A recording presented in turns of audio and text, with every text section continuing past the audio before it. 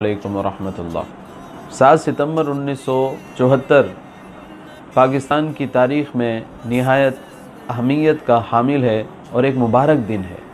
کیونکہ اسی دن آئین پاکستان میں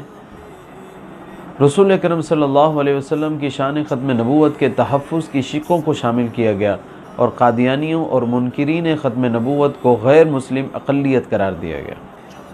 یہ ایک بڑی عظیم کامیابی تھی جو مسلمانوں کو نصیب ہوئی، مگر اس کامیابی کے پیچھے قربانیوں کی طویل داستان ہے۔ 1953 کی تحریک ختم نبوت کو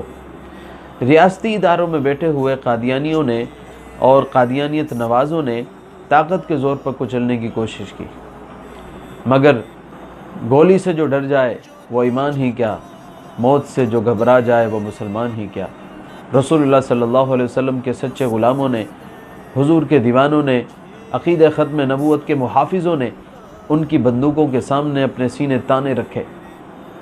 حتیٰ کہ 10,000 سے زیادہ مسلمان حضور صلی اللہ علیہ وسلم کی ختم نبوت کے لیے قربان ہو گئے، لیکن اس تحریک کو مٹایا نہ جا سکا۔ تحریک ختم نبوت چلتی رہی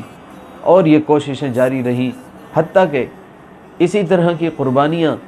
پھر 1974 کی تحریک ختم نبوت میں دی گئیں، اور بالآخر اللہ رب العزت نے ان شہداء کے خون کے توسل سے، علماء کی قربانیوں کے تصدق سے، رسول اللہ صلی اللہ علیہ وسلم کی طفیل